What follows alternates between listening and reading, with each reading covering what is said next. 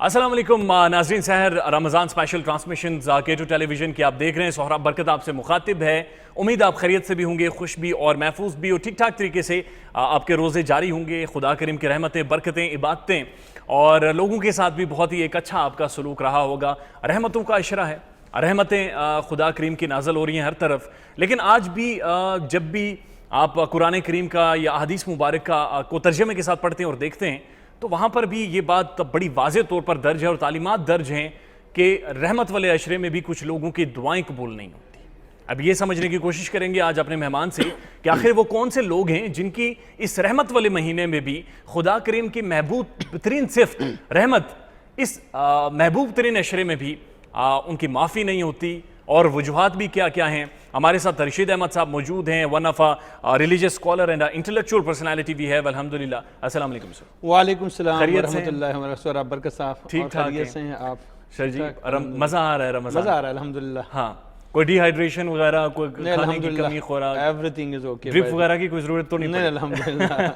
Sir ये कहा जा रहा है या बहुत सारी तालीमात हमने देखी हैं कि इस अशरे में भी बहुत सारे लोगों की बख्शिश नहीं हो सकती, उन पर खुदा करीम की रहमत नहीं हो सकती, उनकी माफ़ी नहीं हो सकती। बेशक ये जो है रमज़ानुल मुबारक का जो महीना है, बरकतों का महीना है, बख्शिश का महीना है, रहमतों का महीना है, लेकिन इसमें कुछ ऐसे भी लोग मौजूद होते हैं जिसके बारे में नबी करीम सल्लल्लाहु अलैहि वसल्लम की हदीस मुबारक का भी है कि 4 बंदों की बख्शिश रमज़ानुल मुबारक में भी नहीं होती।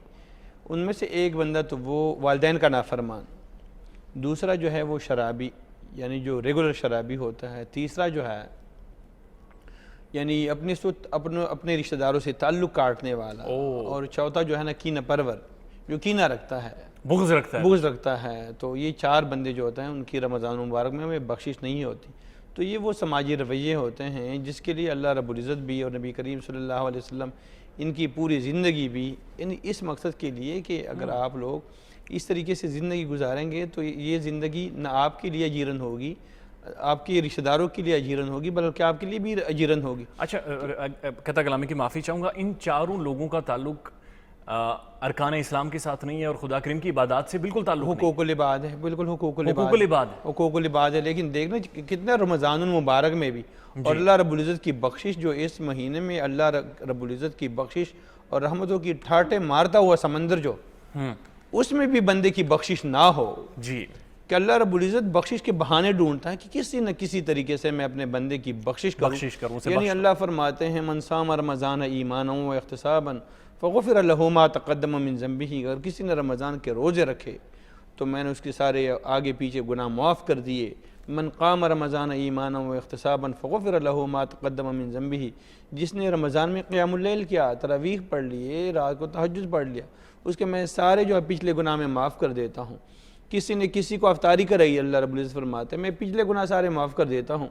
किसी ने अपने सबऑर्डिनेट का, किसी अपने मातहत का, किसी अपने ग़ुलाम का बोझ हल्का किया, 10 घंटे की ड्यूटी थी उसने 8 घंटे की ड्यूटी ली, उसने आज़ाद कर दिया कि आप तो रमज़ान का महीना है, 11 महीने आपने मेरे साथ ड्यूटी की थी, ये 1 महीना अपने बच्चों के साथ गुजारो और 1 महीना जो है ना अपने वालिदैन की खिदमत करो, 1 महीना जो है ना अपनी जो है ना अहल व अयाल के साथ गुजारो। यानी उसने आसानी की अपने सबऑर्डिनेट के साथ, अपने ग़ुलाम और अपने नौकर के साथ। अल्लाह रब्बुल इज़्ज़त इसी वजह से उसके पिछले गुनाह माफ़ फरमा देते हैं। यानी अल्लाह रब्बुल इज़्ज़त हर शाम को कम से कम 10 लाख जो वो जहन्नमी जिन पर जहन्नम वाजिब होता है वो माफ़ फरमाते हैं। और लेकिन इन 4 लोगों की, लेकिन इन 4 लोगों की जो वालिदैन का नाफरमान होता है, वालिदैन का नाफरमान, और वो जो है शराबी जो रेगुलर जो है मुस्तकिल आदि जो शराबी होता है, या तीसरा जो है रिश्तेदारों से ताल्लुक़ रखने वाला, काटने वाला जी। और ये जो है फॉर एग्जाम्पल यकीन कीजिएगा हर घर में होती है, छोटे छोटे मसले वगैरह होते हैं। अभी रमज़ान शुरू हो रहा था तो रमज़ान से 1-2 दिन मैं पहले गाँव चला गया था, तो थोड़ी बहुत यानी बड़ी नहीं थी, थोड़ा बहुत खफगान था मेरे कज़न अपने मेरे ख़ानदान वाले। तो मैंने कहा ऐसा ना हो कि मैं इस सदीज़ के ज़द में ना आ जाऊँ। इतनी बड़ी बात भी नहीं थी, लेकिन मैं ख़ुद चला गया मुआफ़ी कि शायद मेरे भाइयों, मेरे वालिदैन की तरफ से कोई कमी बेशी हो तो मैं माफ़ी चाहता हूँ। ऐसा ना हो कि मैं रमज़ान के रोज़े भी रखूँ और ये जो भूख और प्यास भी बर्दाश्त करूँ, उल्टा जो है ना मेरी बख्शिश भी ना हो। तो मैं खुद चला गया, सबसे माफ़ी भी मांग ली। अच्छा, एक बात मैं यहाँ पर आपकी इजाज़त से अर्ज करना चाहूँगा, जो नाज़रीन जिन्हें नहीं पता, जो रशीद अहमद साहब हैं ये KP के सुलह काउंसिल के बानी भी हैं और तकरीबन 270 से ज़्यादा लोगों की सुलह करवा चुके हैं जो कि जिन पर कत्ल के मुकदमात थे। तो ये भी एक बहुत बड़ा क्रेडिट इनकी शख्सियत को जाता है, इनके किरदार को जाता है।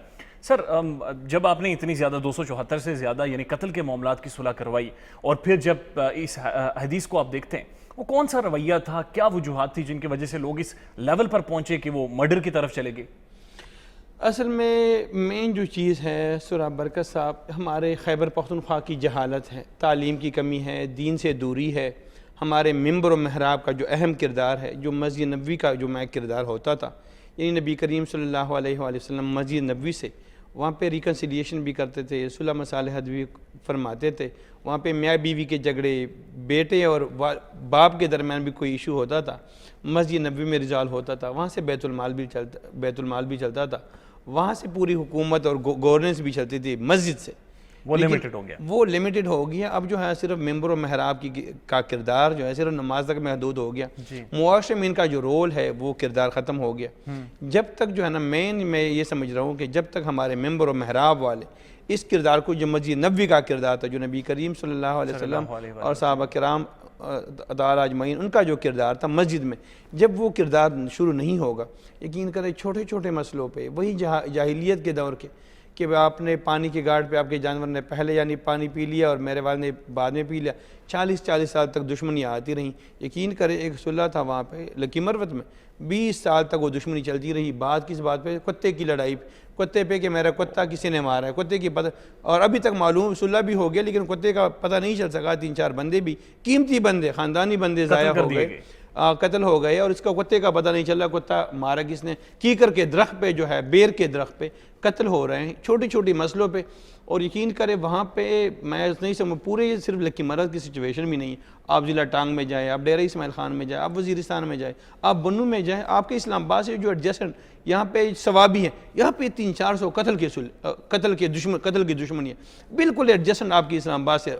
इतने सारे इंसान, मैं कहता हूँ ना, हमारे खैबर पख्तूनख्वा में लोग कहते हैं, यकीन करे आलू भी जो है ना वो महंगे है वहाँ पे, टमाटर भी महंगे, प्याज भी महंगा है। अगर सस्ता है तो इंसान का खून सस्ता है, वहाँ पे बंदा बहुत सस्ता है। यकीन कर मैं कहता हूँ बंदे की कितनी मुश्किल से बंदा बड़ा होता है। सोराब जो इस स्टेज पर पहुँचा है, ठीक है, ये छोटा होगा, फिर जो है ना उसको पाँव सीखना, फिर उसको बातें सिखाना, फिर जो है ना एजुकेट कराना, ग्रेजुएट कराना और मास्टर इंटरनेशनल रिलेशन और पॉलिटिकल साइंस में इनकी मास्टर करवाना और फिर यहाँ पे बिठाना और फिर वहाँ पे छोटी मोटी बात पे मार दिया कि आप जो है ना आपने खांसी की और आप खान से और आपने क्या मेरे ऊपर, ठीक है, और इस पे वो घर जाएगा बंदूक उठा के, वो बड़ी एक खौफनाक बात है और दिल दहला देने वाली बात है। मुझे याद है कि KPK में एक टेररिस्ट अटैक हुआ, एक वालदा का जवान बेटा मर गया। उसने सिर्फ मीडिया पर आकर एक ही बात की कि इनसे सिर्फ मैं एक बात पूछना चाहती हूँ कि क्या तुम्हें पता है बेटे जवान कैसे होते हैं? बहुत ही टफ बात है। आज जी इसी सारे रवैये पर बातचीत करेंगे और तफसीलन आपसे जानेंगे कि ये 4 लोग आखिर क्या वजह है कि माशरे में ये बिगाड़ पड़ा है। लेकिन उससे पहले देखते हैं कि अहमद शेर आज क्या लेकर आए हैं।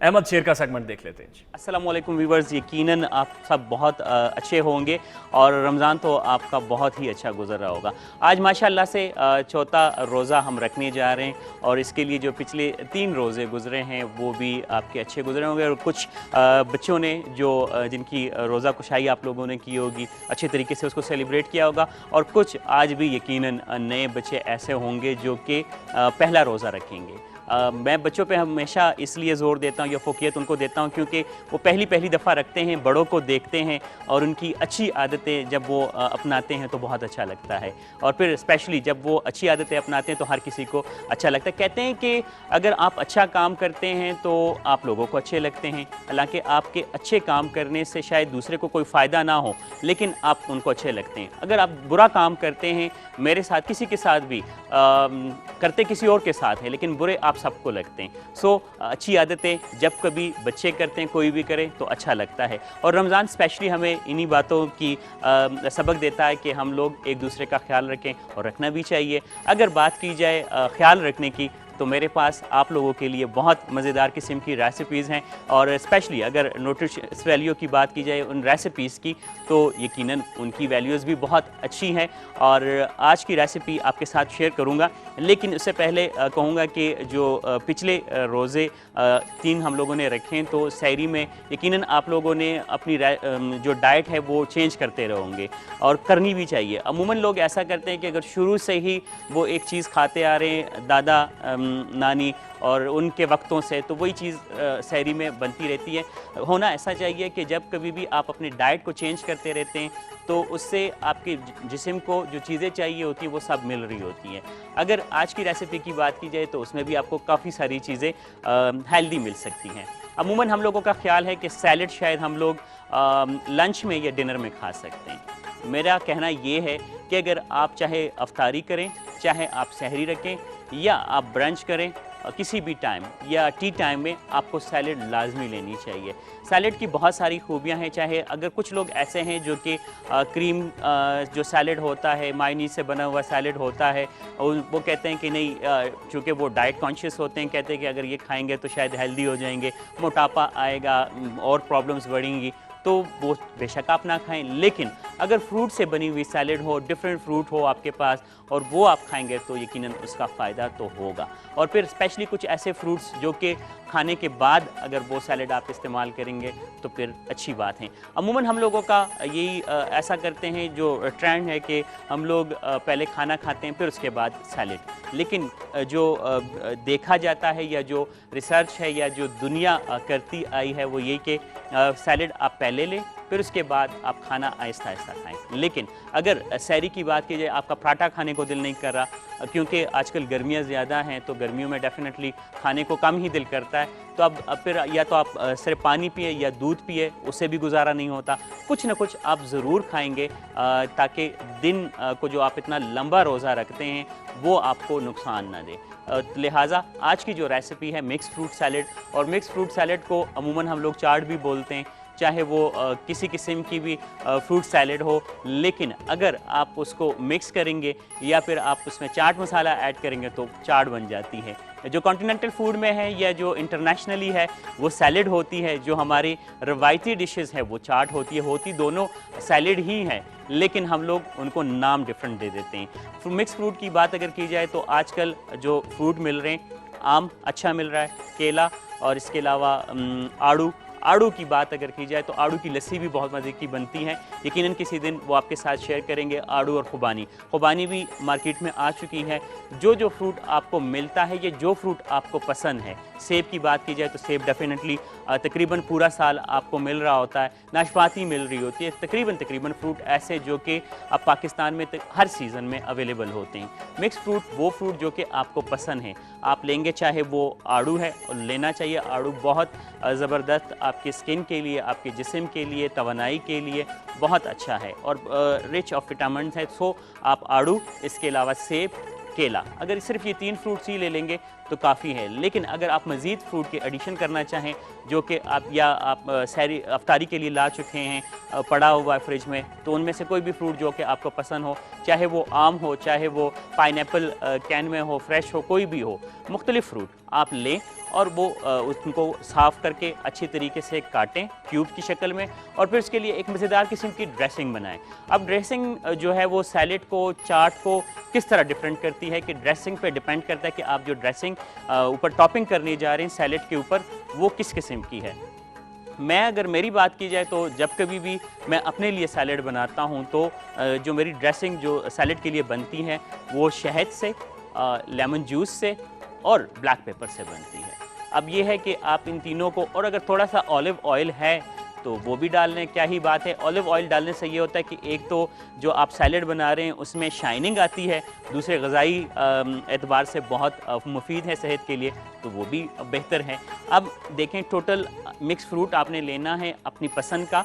मैं अगर आपको अगर रिकमेंड करता हूँ तो एप्पल, बनाना और पीच, आपने 3 फ्रूट लिए, इनको अच्छे तरीके से छोटे क्यूब की शक्ल में काटा, फिर उसके बाद आपने ड्रेसिंग इसके लिए बनाई जो कि 1 चम्मच शहद और तकरीबन 1 पिंच ब्लैक पेपर और साथ में लेमन जूस ½ टी स्पून, अगर आपके पास ऑलिव ऑयल है तो ½ टी स्पून ऑलिव ऑयल।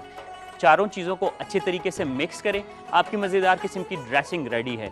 ये ड्रेसिंग आप किसी भी सैलेड पे इस्तेमाल कर सकते हैं, चाहे आप वेजिटेबल सैलेड हो आपके पास उसमें आप यूज़ करें, चाहे तो आप और जो फ्रूट्स हैं उनके साथ, इवन कि आप सिंपली जो प्याज होते हैं उनके साथ भी इस ड्रेसिंग को इस्तेमाल कर सकते हैं और आपके जो प्याज या जो आप घर में ग्रीन सैलेड बनती है उसका जायका डिफरेंट हो जाता है, अच्छा हो जाता है। आपने क्या करना है, फ्रूट को सबको काटा, फिर उसके बाद ड्रेसिंग बनाई और मिक्स किया। मिक्स करने के बाद अगर थोड़ा सा आप ठंडा करेंगे तो शायद आपको खाने में ज़्यादा अच्छा लगे, अगर नॉर्मली टेम्परेचर में भी खाएंगे तो तब भी अच्छा लगेगा। ये सैलेड आप इस्तेमाल करेंगे तो आप अंदाज़ा कर सकते हैं कि एक तो फ्रूट की जितनी विटामिन्स है वो आपको मिल रहे हैं, पानी उसमें बहुत खूब वापर मिकदार में मिल रहा है। शहद की बात की जाए तो शहद आपके सेहत के लिए कितना मुफीद है वो आपको, और साथ में लेमन जूस, ये सारी चीज़ों का कम्बिनेशन करके आपको लगता है कि ये आपने एक मुकम्मल डाइट ले ली है। अगर आपने पराठा नहीं खाया, आपने ब्रेड नहीं खाया, कोई मसला नहीं, आपको सैलेड बहुत मज़े की मिल गई। तो काफ़ी सारी चीज़ें आपको इसमें मिल रही है और यकीनन आज की सैलेड ज़रूरी नहीं कि आप सहरी में ही खाएं, अगर आप अफ्तारी में ट्राई करेंगे तो आपको अच्छा लगेगा, क्योंकि स्पाइसी हम लोग अफ्तारी में अक्सर स्पाइसी जो फूड होते हैं, चाहे वो चाट की सूरत में हो चाहे पकौड़ों की सूरत में हो, वो हमें ज़्यादा अपनी तरफ खींचते हैं और हमारा हाथ दस्तरखान पर सबसे पहले वहीं जाता है। लेकिन अगर आप हेल्दी सैलेड बनाएंगे इन्हीं फ्रूट के साथ तो मेरे ख्याल से वो भी आपको अच्छा लगेगा। और अब मेरे ख्याल से वक्त आ गया कि हमें आदत डालें कि हम हेल्दी चीज़ों की तरफ जाएं, और वो चीज़ें जो कि थोड़ा सा हमें नुकसान देती हैं लेकिन वो चीज़ें हमारी रवायात को बरकरार रखती है, चाहे वो पकौड़ों की शक्ल में हो चाहे वो समोसों की शक्ल में हो। और रमज़ान का जो मज़ा है वो उन्हीं की सूरत में वो ज़रूर खाएं, लेकिन कम मकदार में। आज की रेसिपी यकीनन आप लोगों को पसंद आई होगी, काफ़ी हेल्दी है, बच्चों के लिए बनाएं, खुद खाएं, और फिर उसके बाद आप जब रोज़ा रखेंगे तो काफ़ी आपको फ़ायदा होगा कि आपने अगर रोटी नहीं खाई, पराठा नहीं खाया, ब्रेड नहीं खाई, अंडा, तो काफ़ी सारी चीज़ें इसमें आपको मिल रही होंगी। उम्मीद है आज की रेसिपी पसंद आई होगी। कल इंशाल्लाह एक नई रेसिपी के साथ आपके साथ मुलाकात होगी। अपना बहुत सारा ख्याल रखिएगा। शुक्रिया।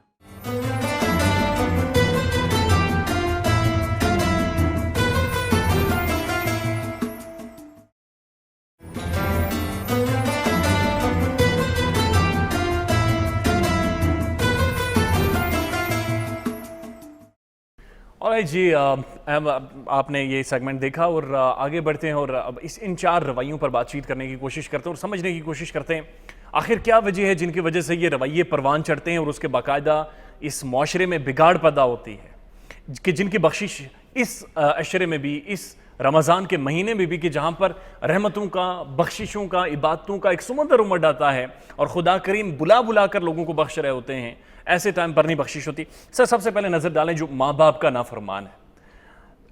ये चीज़ें तो आज से 10, 20, 30 साल पहले चले जाएं तो बहुत अजीब लगती थी, बहुत रेयर होता था किसी के बारे में पता चले कि वो अपने माँ बाप का नाफरमान है। अब तो ये हर दूसरे घर की मिसाल है।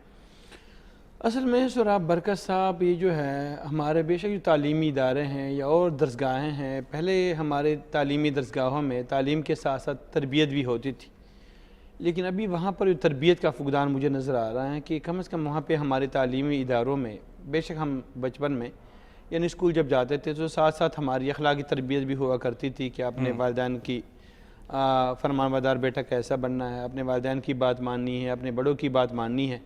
तो एक ओबीडियंस का कल्चर था। लेकिन पता नहीं ये बदतमीज़ी का कल्चर जो है, पता नहीं क्यों, ये सोशल मीडिया की वजह से आप जो आम जो है ना सही जो है सुलझा हुआ इंसान सोशल मीडिया पे फेसबुक का अकाउंट नहीं खोल सकता, अगर खोल दिया तो अजीब किस्म की वो जो मादर पिदर आज़ाद पता नहीं किस तरफ हमारा मुआशरा जा रहा है। तो एक तो बड़ी चीज़ जो है ना, जो रमज़ान मुबारक में जिसकी बख्शिश नहीं होती, जो वालिदैन का नाफरमान, बंदा सोचे कि यार मैं छोटा था, जब छोटा होता था मेरे वालिदैन, अगर मैं बीमार होता था तो मेरे वालिदैन भी मेरे साथ बीमार होते थे, पूरी रात मेरे वालिदैन मेरे साथ गलियों में, घर में, इधर उधर मुझे उठा के, यानी बीमारी की सूरत में, बेशक दिन को पूरे दिन उसने मजदूरी की होती थी, ड्यूटी की होती थी, लेकिन पूरी रात मेरे साथ वो जागते थे, वालिद भी और वालदा भी साथ साथ। जब वो ख़ुद नहीं खाता था, जब वो जो है फॉर एग्ज़ाम्पल जब बेटा बड़ा हो जाता था तो वालिदैन के गले में ना वो कांटे चुभते थे कि नहीं पहले मेरा बेटा खाए। एक दाना आ जाता, मेरे वालिद भी फरमाते कि मेरे गले में, अम्मी भी कहती थी कि आपके गले में क्या हल्क में दाना है कि आप नहीं खाते, वो फरमाते नहीं यार मेरा बेटा खाए। यानी वो बेटा जब वो बड़ा होता है, ठीक है, जब वो कमाने, पहले जो वालिद कमाने वाला होता है, बाप जवान होता है, बेटा छोटा होता है, बाप जो है सब कुछ यानी उसकी तरबियत, उसकी तालीम व तरबियत पे सब कुछ लुटाने वाला वालिद होता है। लेकिन जब वो बच्चा जब बड़ा हो जाता है तो बाप से कहते हैं कि अब्बू आपने मेरे पैसे लगाए, अब मेरे घर से निकले, ठीक है, आप जो है ना अब मेरी वाइफ के साथ आपकी अंडरस्टैंडिंग नहीं बन रही, आप किसी और जगह पे वो कर ले। यकीन करें बहुत सारे लोग यहाँ पे मेरी नज़र में भी आए हैं कि वहाँ से बाहर आते हैं, यानी उनके जनाज तक उनकी ईदी वाले उनका जनाजा पढ़ लेते हैं, उनको इतनी हिम्मत नहीं होती, बस अल्लाह उनको इतनी इस्तात नहीं देते उनकी नाफरमानियों की वजह से, अब कि अपने वालिद का जनाजा पढ़ ले।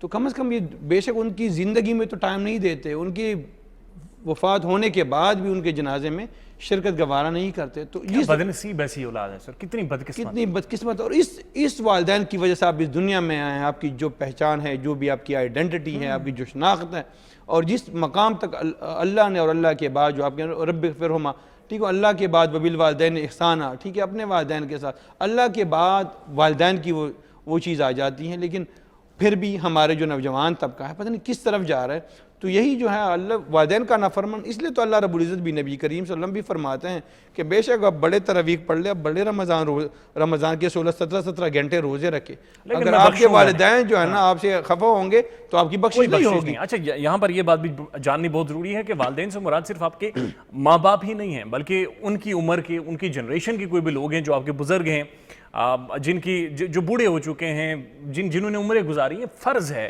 आप उनका एहतराम करें, उनका ख्याल रखें। ज़रूरी नहीं है कि आप जो पैसे कमा रहे हैं या जो फाइनेंस जनरेट कर रहे हैं वो सिर्फ अपने वालिदैन को ही दें, उनके लिए भी बहुत ज़रूरी है सर अपना हिस्सा डालें। वालिदैन तो साझे होते हैं। बिल्कुल, वालिदैन जो है मैं कहता हूँ अगर पूरी ज़िंदगी वालिदैन आपसे किया, ये जो बहुत कम दिनों के मेहमान होते हैं आपके, क्योंकि एज का भी फॉर एग्जांपल अगर आप 40-50 के हो जाते हैं, वो 60-70-80 के हो जाते हैं, एवरेज लाइफ भी जो है आपकी है 60-70-80 जो है एवरेज लाइफ, 20-30 साल के मेहमान जो आपके वालिदैन होते हैं, अगर आप इसको टाइम नहीं देंगे तो ये तो दुनिया जो है ना मकाफात अमल है, आपके बच्चे आपको देखेंगे तो फिर तैयार रहे उस अजीमत के लिए और उन दिनों के लिए कि बेशक आप तो जनाजे में भी शिरकत नहीं हो, फिर आपसे आपके पीछे वो पोस्ट लगाने वाला भी बेटा भी नहीं होगा कि फेसबुक पर भी पोस्ट नहीं लगा कि अल्लाह रब्बुल इज़्ज़त मेरे वालिद को दुआ कर ले। तो ये रवैये है कि कम से कम इन रवैयों पे काम करना चाहिए। जो हमारे मस्जिद मिंबर व महराब से मैं बार बार यही कह रहा हूँ कि हमारे मिंबर व महराब के हमारे नौजवान नस्ल, क्योंकि जो 20-22 करोड़ की जो हमारी आबादी है, 60 साल हमारा नौजवान नस्ल है, और इस नौजवान नस्ल को हमने इसकी तरबियत करनी है। इसके लिए मुरब्बी और मुर्शिद हर बड़े को बनना पड़ेगा। हर बंदे को जो है ना अपना किरदार मुआशरे में अदा करना होगा कि इनकी तरबियत करे, वालिदैन के फरमान बरदार। क्योंकि ऐसा ना हो कि हमारे बच्चे नमाज भी पढ़े, रोज़े भी रखें, तरावीह भी पढ़े, उनकी बख्शिश भी ना हो, और उनको पता ही ना हो कि हम वालिदैन की नाफरमानी कर रहे हैं और हमारी बख्शिश भी नहीं हो रही, वैसे हम टकरे मार रहे हैं जी। तो कम से कम तो बच्चों को बताना है कि बेटा हम बेशक अपने बच्चों के लिए कितनी प्लानिंग करते हैं। ये 60-70 साल की हम प्लानिंग के लिए हम उनके लिए विजन बनाते हैं, हम उनके लिए टारगेट और गोल रखते हैं कि बेटा आपने डॉक्टर बनना है, इंजीनियर बनना है, और मुख्तलिफ एकेडमीज़ में और मुख्तलिफ जगहों पे उनकी वो सब कुछ कर रहे होते हैं। लेकिन उनकी आखरत के लिए, जिसमें उनकी आखरत की तबाही है कि वालिदैन की नाफरमानी, उनको पता ही नहीं होता। ये कम से कम अपने वालिदैन एक इज्तिमाई रवैये की ज़रूरत है। एक इज्तिमाई तौर पर इस माशरे में हर शख्स को अपना किरदार अदा करना होगा। ऐसे लोगों के ख़िलाफ़ कम अज़ कम रुकावट डालें कि जो वालिदैन की नाफरमानी करते हैं। अभी पेशावर हाई कोर्ट की रूलिंग भी इसके ऊपर आई है कि अब वालिदैन की नाफरमानी आप नहीं कर सकते, और उन्होंने बाकायदा एक केस की जजमेंट दी है जिसमें 6 भाई थे और वो 6 के 6 2 वालिदैन को नहीं पाल पोस पा रहे थे, उनके आखिरी टाइम में फाइनेंशियल जो अखराजात थे वो नहीं पूरे कर पा रहे थे। कोर्ट ने रूलिंग दी कि हर बच्चा 3-3 हज़ार रुपये अपने वालिदैन को देगा। अंदाज़ा लगाइए इंटेलेक्चुअल पस्ती का, अंदाज़ा लगाइए अखलाकी पस्ती का कि 6 बेटे थे, 6 बेटे, और अब जो है ना 18,000 जो है ना वो एक वाले जो 18,000 रुपये पर पूरे ख़ानदान की कफालत कर रहा था, अब वो बच्चे जो है ना हाई कोर्ट की पिटीशन और इसकी वजह से 3-3 हज़ार, वो भी अदालत की डिसीजन की रूह की वजह से वो जो है ना कि अदालत का फ़ैसला वो 3-3 हज़ार रुपये देगा। तो वैसे मर मिटना चाहिए ऐसे औलाद को कि यार क्या हम किस तरफ जा रहे हैं। तो उन समाजी रवैयों पे हमारे इदारों ने भी काम करना होगा। माशाल्लाह सोहराब बरकत साहब, आप लोग माशाल्लाह जिस स्टेज पर बैठे हुए हैं, आप लोग की आवाज़ अल्हम्दुलिल्लाह हमारे नौजवान तक भी पहुँच रही है। तो देखना, अपनी ज़रा सोचना चाहिए कि हमारे वालिदैन ने किस मुश्किल घड़ी में किन मुश्किल हालात में हमारी तरबियत की, हमें जो एजुकेट कराया, अच्छे अच्छी इदारों में हमें पढ़ाया, इस मकाम तक पहुंचाया, ठीक है। और अब वो कमाने के काबिल नहीं रहे, हम कमाने के काबिल हैं। हम जो है ना, हमारे आज़ा मजबूत है, उनके आज़ा कमज़ोर हो गए, हमारे बाल जो है ना काले हो गए, उनके जो बाल है सफ़ेद हो गए, हमारी जो है ना बिल्कुल मजबूत। सर ये इंतहाई एक अफसोसनाक हकीकत है, बदकिस्मती से जिसका हमें ये सामना है। एक नात सुन लेते हैं बिल्कुल, ताकि थोड़ा सा बोझ हल्का हो जाए, और फिर आते और गुफ्तगू का सिलसिला जारी रखते हैं।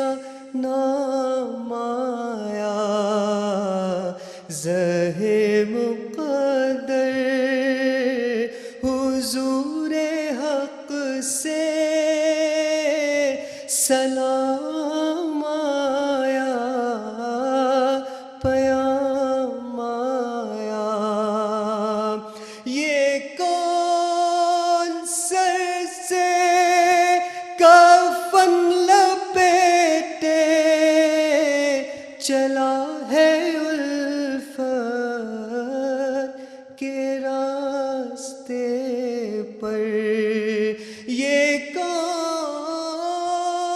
सर से कफन लपेटे चला है उल्फत के रास्ते पर, फरिश्ते हैरत से तक रहे हैं, ये कौन ज़ी है तराम आया, झुकाओ नजरें बिछाओ पलके अदब का आला पया मकाम आया, ये राह हक है संभल के चलना,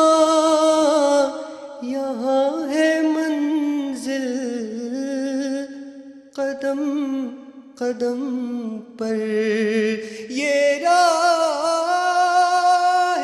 हक है संभल से चलना, यहाँ है मंजिल कदम कदम पर, पहुँचना दर पर तो कहना का सलाम लीजिए गुलाम आया, ज़हे मुक़द्दर हुज़ूरे हक़ से सलाम आया,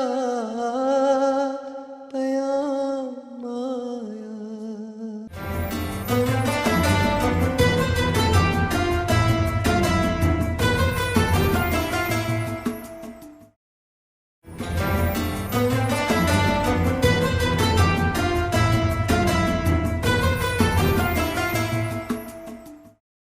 और जी एक बहुत ही खूबसूरत कलाम था, और आगे बढ़ते हैं और आपको मौजू का पता चल गया होगा कि कौन से 4 लोग हैं जिनकी मग़फ़रत नहीं होती, बख्शिश नहीं होती इस रहमतों वाले महीने में भी। और जिस तरह से रशीद अहमद साहब बहुत ही इंटेलेक्चुअली खूबसूरती के साथ एक आर्टिकुलेट वे में इस माशरती रवैयों के ऊपर नज़र डाले हुए हैं कि जिनमें वालिदैन की नाफरमानी शामिल है, रिश्तेदारों से क़ता ताल्लुक़ शामिल है और शराब नोशी शामिल है, लेकिन चौथा जो सबसे अहम पार्ट है वो है दूसरों के लिए कीना और हसद रखना। इसको कैसे डिफाइन करेंगे सर आप? असल में सोहराब बरकत साहब, जो हसद, बुग़्ज़ और कीना है ना, सबसे पहले आसमानों पर जो पहला गुनाह था ना, वो भी हसद की वजह से। इब्लीस यही कहते थे कि मैं आग से पैदा हुआ हूँ और ये आदम अलैहिस्सलाम जो है ना मिट्टी से पैदा हो, और आग जो है ये मिट्टी से बेहतर है, लिहाजा आई एम सुपीरियर, और ये जो है आदम अलैहिस्सलाम इन्फीरियर है माज़अल्लाह, तो मैं इसके सामने सजदा नहीं करूँगा। हसद की वजह से उसने सजदा नहीं किया, अल्लाह ने उनको जलील ख्वार करके। और ये हसद और कीना सर सेम है? सेम, कीना, बस वही, किसी के लिए आप हसद, बुग़्ज़ और कीना रखते हैं, बुग़्ज़ रखते हैं। अल्लाह रब्बुल इज़्ज़त ने उनको एक चीज़ दी हुई है कि अल्लाह रब्बुल इज़्ज़त ने सोहराब बरकत को खूबसूरत कद कामत और खूबसूरत पर्सनैलिटी और शख्सियत दी हुई होती है। तो अल्लाह, तो मैं ये कहता हूँ, ओ ये अल्लाह ने इसको ये क्यों दी हुई है, ये सारी, अल्लाह ने आपको मोल माल दौलत से नवाजा है, अल्लाह रब्बुल इज़्ज़त ने आपको एक कम्युनिकेशन स्किल से नवाजा हुआ है। अब मैं आपके लिए कीना रखता हूँ, हसद और बुग़्ज़ एक ही चीज़ है कि मैं दिल में कुटक रहा होता हूँ कि मैं क्यों, वो आपसे मैं ले लूँ, बेशक मैं बनूं या ना बनूं, मैं सोहराब बरकत बनूं या ना बनूं, इससे ये ना आगे बढ़े, ये ना आगे बढ़े, ये ना आगे बढ़े, उससे चिन जाए, यानी पिच पट लो पिच पाट दो, बिल्कुल ठीक है, विकेट ले, ताकि ये जो है ना इसको भी ना मिले। तो ये जो ना हसद, बुग़्ज़ और कीना, ये कीना जो है फिर ये ज़मीन पर भी, हाबिल और काबिल का जो पहला ज़मीन का पर भी जो पहला झगड़ा हुआ, वो भी हसद की वजह से हुआ। काबिल ने अपने भाई हाबिल को इस बुनियाद पे कि मेरी बीवी खूबसूरत नहीं, उसकी बीवी खूबसूरत है। आप फिर देखिए यूसुफ अलैहिस्सलाम के भाइयों का अगर मामला देख ले तो देखो ना, याकूब अलैहिस्सलाम अपने बेटे से फरमाते हैं कि या बुनय्या ला तक़्सुस रुयाका फ़यकीदू लका कैदा इन्न शैतान अदुव्वुम मुबीन। ए मेरे प्यारे बेटे, ये जो अपना ख्वाब है अपने भाइयों के सामने मत बयान करे, ऐसा ना हो फ़यकीदू लका कैदा, वो आपके लिए प्लानिंग बनाए, वो आपके लिए साजिश बनाए। क्यों? इन्न शैतान अदुव्वुम मुबीन, बेशक शैतान तुम्हारा खुला दुश्मन है। यानी भाई नहीं बनाते, शैतान जो है ना उनको उनके दिल में वसवसे, उनको प्लान शैतान ही बताते हैं, शैतान तो आप लोग का दुश्मन है।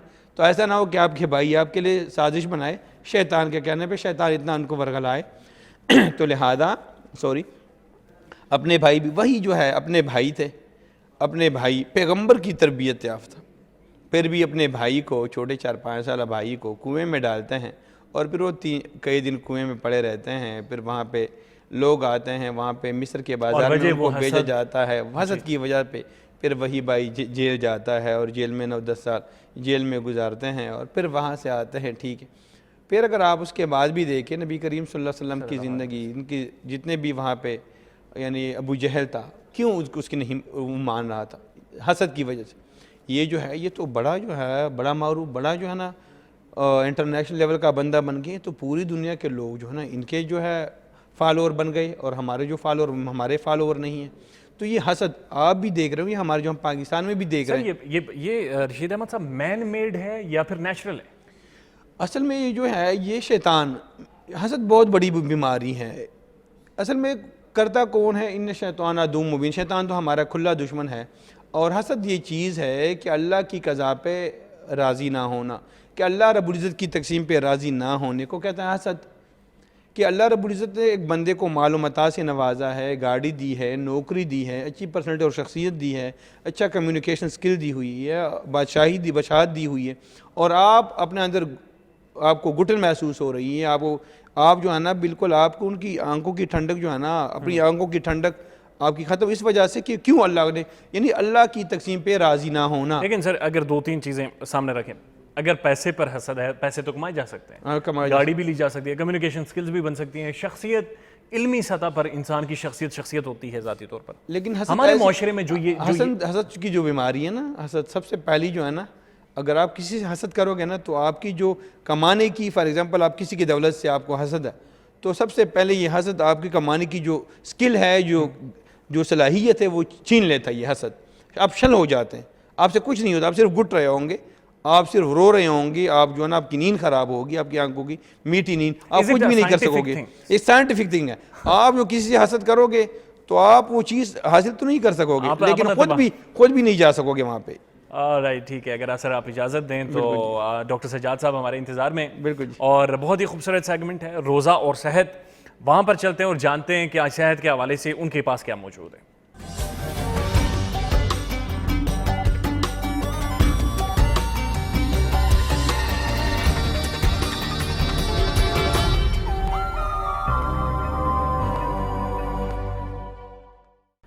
बिस्मिल्लाहिर्रहमानिर्रहीम। अस्सलाम वालेकुम नाज़रीन, मैं हूं डॉक्टर सज्जाद और आपकी और मेरी मुलाकात सहरी के वक्त रोज़ाना होती है। रोज़ा और सेहत प्रोग्राम में आज हम बात करेंगे मैदे के अमराज़ के ऊपर, क्योंकि फ़ी ज़माना अगर हम देखें तो हर बंदा जो है इस बीमारी में जो है वो फंसा हुआ है। और इम्यूनिटी का लफ्ज़ आप लोगों ने बहुत ज़्यादा सुना होगा, मगर ये नहीं पता कि हमारी इम्यूनिटी कहाँ होती है। हमारी इम्यूनिटी जो है वो एक्चुअल स्टमक में, मैदे में होती है। इसको अगर हम अच्छा रखेंगे तो हमारा पूरा बदन जो है वो अच्छा हो जाएगा। और हर तरफ यही शोर होता है कि इम्यूनिटी अच्छी होनी चाहिए तो आप कोरोना से बच जाएंगे, इम्यूनिटी अच्छी होती तो आप कैंसर से बच जाते, मुख्तलिफ़ बीमारियों से जो है वो आप बच जाते। तो इम्यूनिटी दरअसल स्टमक को बेहतर रखने से ही आप लोग जो है वो हासिल कर सकते हैं। और जहाँ से अनफॉर्चुनेट हमें भूख लगती है, हम खाना खा लेते हैं, पानी पी लेते हैं, और मौसम गर्मा की चूँकि आमद है और बहुत सारे लोग जो हैं वो रेडियों पे मुख्तलिफ़ किस्म के जूसेस और फ्रूट चाट जो है वो सेल कर रहे होते हैं। अनफॉर्चुनेट लोग वहाँ से भी वो जूसेस पी रहे होते हैं सस्ते दामों, उसमें कोई स्क्रीन भी होता है, गला भी ख़राब करता है, और फ्रूट चाट भी जो है वो हम खा रहे होते हैं। तो इससे बहुत ज़्यादा जो है हमारे स्टमक अपसेट हो जाता है। अगर आप इसके साथ साथ अपनी ओरल हाइजीन भी अच्छी रखेंगे तो इंशाल्लाह ताला आपका स्टमक जो है वो बहुत अच्छा होगा। और रात को सोते वक्त आप लोगों ने ज़रूर मसवाक या टूथपेस्ट का इस्तेमाल जो भी आप करते हैं वो आप लोग ज़रूर करके सोएंगे तो इंशाल्लाह ताला आपकी ओरल हाइजीन के साथ साथ फिर आपका स्टमक जो है वो भी अच्छा हो जाएगा। बहुत सारे लोग जो हैं रात को पेस्ट नहीं करते, जिससे कि बहुत ज़्यादा उनके स्टमक में से तेज़ाबियत जो है वो निकलती है और फिर आपकी सेहत जो है वो ख़राब होना शुरू हो जाती है। इसलिए कोशिश करें कि रात का पेस्ट करना बहुत ज़रूरी है। ओरल हाइजीन रखेंगे तो आपका स्टमक भी जो है वो प्रॉपर अच्छा काम करेगा। अब आप ये देखें कि अफ्तारी के वक्त बहुत ज़्यादा मिर्च मसालों का इस्तेमाल जो है वो हम लोग कर देते हैं। फ्रूट चाट में भी मसाला, फिर चना चाट में, दही भल्लों में भी, और समोसे पकौड़ों के बगैर समझते हैं हम कि हमारी इफ्तारी जो है वो अनकम्प्लीट है, मगर ऐसा नहीं है। मुझे कोई 20-25 मरतबा जो है वो सऊदी अरब उम्रा और हज के लिए जाने का मौका मिला, अल्लाह ताला ने दिया। तो वहाँ पे मैंने देखा कि जब 2005 में मैं फ़र्स्ट टाइम गया तो 10 लाख के करीब लोग जो है वो अफ्तारी कर रहे थे। वहाँ पे मुझे एक पकोड़ा और एक समोसा भी नज़र नहीं आया। तो मेरी हैरत थी कि हमारा रोज़ा कैसे खुलेगा। तो आप देखें कि इतना बड़ा दस्तरखान और वहाँ पे पकोड़ा और समोसा कोई नहीं था, फिर भी लोग बड़े अच्छे से, आब ज़मज़म था, खजूर था और जूसेस थे मुख्तलिफ़ किस्म के। दही का इस्तेमाल वो लोग बहुत करते हैं, अफ्तारी में भी और सहरी में भी दही जो है वो ज़रूर खाते हैं। उसके साथ साथ खुबस डबल रोटी उनकी होती है, उससे वो लोग रोज़ा अफ्तार करते हैं। फ्रूट होता है। तो कोशिश करें कि कम से कम जो है मिर्च मसाले अगर आप खाएंगे तो आप मैदे के अमराज से जो है वो बेहतर रहेंगे। ख़ास तौर पे रेड सिरप जो हम बहुत ज़्यादा बना लेते हैं अफ्तारी के वक्त, और बाज़ दफ़ा सहरी के वक्त भी हम पी रहे होते हैं, छोटे बच्चों को दूध में भी मिक्स करके हम दे रहे होते हैं। तो फिर माएँ कहती हैं कि हमारे बच्चों की भूख ख़त्म हो गई है। एक्चुअली वो भूख भी ख़त्म करता है और एसिडिटी भी पैदा करता है स्टमक में। तो कोशिश करें कि ज़्यादा रेड सिरप जो है वो अफ्तारी और सहरी में आप लोग ना पिएँ, इससे तेज़ाबियत बनती है, भूख ख़त्म होती है। कोशिश करें कि फ़्रेश स्कंजबीन का इस्तेमाल जो है वो आप लोग करें। गन्ने का रस जो है वो अफ्तारी और सहरी में आप लोग ले सकते हैं, ये बहुत अच्छा, और ख़ास तौर पे जिनको खून की कमी होती है उनके लिए गन्ने का रस बहुत अच्छा होता है। आप लोग ये चीज़ें इस्तेमाल करें, आप लोगों को बहुत ज़्यादा फ़ायदा होगा। कोशिश करें कि अफ्तारी के वक्त जो है कोला ड्रिंक्स का इस्तेमाल ना करें, क्योंकि उसमें बहुत ज़्यादा गैसेस होती हैं, डिहाइड्रेटेड होते हैं आपके किडनीज़, उस टाइम डिहाइड्रेट होते हैं। तो फ़ौरन अगर आप कोला ड्रिंक्स इस्तेमाल करेंगे तो उससे प्रॉब्लम आपको हो सकता है। आप लोगों ने मिर्च मसाले कम करने हैं, कोशिश करें। जिन लोगों को भी मैदे का प्रॉब्लम रहता है तो यहाँ मैं आप लोगों को एक नुस्खा इस्तेमाल करने के लिए बता देता हूँ कि सब घर वाले ये नुस्खा जो है वो इस्तेमाल कर सकते हैं। आपने करना ये है कि अगर घर में 5 से 6 अफराद हैं तो हाफ़ kg मुलट्ठी, जो अमूमन हम गला साफ़ करने के लिए या पान में भी लोग इस्तेमाल करते हैं, आम सी चीज़ है, मुलट्ठी पंसार से लेके इसका पाउडर कर लें और इसके साथ साथ इसबगोल का छिलका इसमें मिक्स कर लें। इसबगोल के छिलके को जो है वो पाउडर नहीं करना, और इसको एक शीशे के जार में मिक्स करके रख लें। 1 चम्मच सुबह, 1 चम्मच शाम पानी के साथ आप लोग लें। ये एच पेलोरी का भी बहुत ज़बरदस्त इलाज है, क्योंकि एच पेलोरी भी जिसको हो जाए फिर बहुत ज़्यादा स्टमक में जो है वो मसाइल पैदा हो जाते हैं। तो ये बहुत आसान और सस्ता सा नुस्खा है जो कि आप तमाम उम्र जो है वो इस्तेमाल कर सकते हैं। आपकी इम्यूनिटी बहुत अच्छी हो जाएगी, आपको कॉन्स्टिपेशन नहीं होगी, खाने के बाद जो जलन बहुत ज़्यादा यहाँ पे फील की जाती है या वॉमिटिंग नौजिया होता है उससे भी ये बहुत ज़्यादा आपको रिलीफ़ दे देगा। बिल्कुल आसान सा नुस्खा है, आप उसको रेगुलर बेस पे जो है वो यूज़ कर सकते हैं। कॉन्स्टिपेशन ना होने दें, क्योंकि कब्ज़ जो है वो उम्मुल अमराज है और मैदे के मामलात को जो है वो बहुत ज़्यादा ख़राब कर देती है। फ़ाइबर डाइट जो है वो आप लें, जंक फूड फास्ट फूड जो है ख़ुद भी ना खाएं, बच्चों को भी ना खिलाएं, बेकरी आइटम्स जो है वो बंद कर दें, तो आपके मैदे के अमराज जो हैं वो बहुत जल्द जो है वो ठीक हो जाएंगे। रेगुलर बेस पे कोशिश करें कि सहरी और अफ्तारी के दरमियान जो टाइम है इसमें 8 से 10 गिलास जो है वो पानी आप लोगों ने पीना है, ताकि आपका खून जो है वो गाढ़ा ना हो और आपको मुख्तलिफ अमराज जो हैं उसकी वजह से ना हो जाए। ख़ासतौर पर हाई ब्लड प्रेशर जो है वो प्रॉब्लम क्रिएट कर देता है। तो जब खून गाढ़ा होता है तो फिर मसाइल जिस्म में और ज़्यादा बढ़ जाते हैं। तो इसलिए आप लोग 8 से 10 गिलास जो है वो पानी कोशिश करें पिएँ। उसमें नींबू पानी हो सकता है, आपका गन्ने का रस हो सकता है, कच्ची लस्सी हो सकती है, और जितने डायरेटिक फल हैं जैसे खरबूजा है, तरबूज भी आ चुका है, तो वो भी कोशिश करें कि सहरी इफ्तारी में आप नेचुरल अगर फ्रूट्स आप इस्तेमाल करेंगे तो आपका मैदा जो है वो आपको अच्छा रिस्पांस करेगा। फिर आप खीरे का इस्तेमाल कर सकते हैं। खीरा जो है वो आपको जब खाना खाने लगें अफ्तार करने के बाद तो उसमें भी आप खीरा जो है वो इस्तेमाल करेंगे। ये भी डायरेटिक है और आपको बहुत ज़्यादा जो है वो अच्छा रखेगा, क्योंकि रोज़ा रखने से बाज़ दफ़ा ये होता है कि पानी की कमी हो जाती है।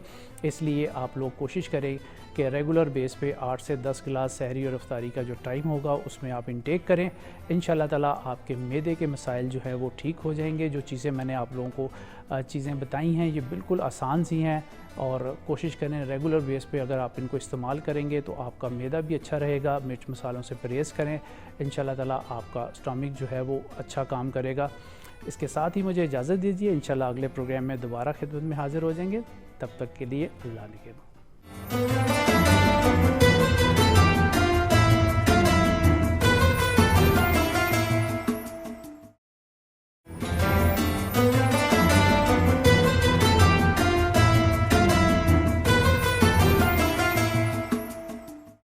ऑलराइट जी, रोज़ा और सेहत और डॉक्टर सज्जाद की गुफ्तगू आपने सुनी है। आगे बढ़ते हैं और अब जानने की कोशिश करते हैं कि आखिर जो हसद है, कीना है, बुग़्ज़ है, इसका सोल्यूशन क्या है, इसका हल क्या है? क्या ये हॉस्पिटल्स में जाकर ट्रीटेबल डिजीज़ है? हम देख रहे हैं कि साइकोलॉजिस्ट दुनिया में मौजूद हैं, साइकोथेरेपिस्ट मौजूद हैं, आज ब्रेन रूल्स के ऊपर किताबें लिखी गई हैं, या फिर इसका ताल्लुक किसी और चीज़ से है, या फिर ये नेचुरल है, इसका कोई इलाज ही नहीं है? आप नज़र डालें सर इस पर। एक तो है ना सर बरकत साहब, ये आपने अच्छा सवाल किया है। एक तो हसद जो है ना, अल हसद याकुल, ये जो हसनात का माताकुल नारुल खतब, यानी हसद नेकियों को ऐसा खाता है जैसे कोई कीड़ा जो होता है यानी लकड़ी को खा रहा होता है। तो यानी आपकी नेकियों को ये खा रहा होता है, बिल्कुल आपकी नेकियां ज़ाया हो रही होती। तो एक हसद जो है, हसद एक जो एक ऐसी बीमारी, एक रूहानी बीमारी है। तो आप जो है ना अल्लाह की कज़ा पे, एक तो सबसे बड़ी बात यह है कि अल्लाह रब्बुल इज़्ज़त, ये हदीस कुदसी हैं कि ए पैगंबर, अल्लाह अपने बंदे अपने रसूल से फरमाते कि ए पैगंबर अब मेरे बंदों को कह दे कि अगर आप लोग मेरी कज़ा और मेरी रज़ा पे आप लोग राज़ी नहीं हैं कि मैंने जो तकसीम की हुई है, क्या मैंने सोहराब बरकत साहब को कितना दिया हुआ है, रशीद अहमद को कितना दिया हुआ है, आप इस पे राज़ी नहीं हैं जो मेरी तकसीम पे, तो आप अपने लिए कोई और रब ढूंढे। अच्छा, एक तो स्ट्रेट स्ट्रिक्ट मेन सख्त स्ट्रिक्ट जो है ना डायरेक्शन है, अगर आप मेरी तकसीम पे राज़ी नहीं है, एक तो हसद ये है कि आप अल्लाह की तकसीम पे राज़ी नहीं कि अल्लाह ने क्यों कोटी दी है, अल्लाह से क्यों उसको 18, 19, 20 ग्रेड का ऑफिसर बनाया, अल्लाह ने इसको क्यों वज़ीर आज़म बनाया, मुझे क्यों नहीं बनाया। अगर आप अल्लाह की तकसीम पे राज़ी नहीं है तो अल्लाह फरमाते हैं कि आप अपने लिए कोई और रब ढूंढे। तो कोई इससे बड़ी जो है, और हमें तो चाहिए कि बिल्कुल सही बंदे का पुत्र बनना चाहिए, कि हम सीधे कि हम अल्लाह की तकसीम पे राज़ी नहीं, राज़ी होना चाहिए।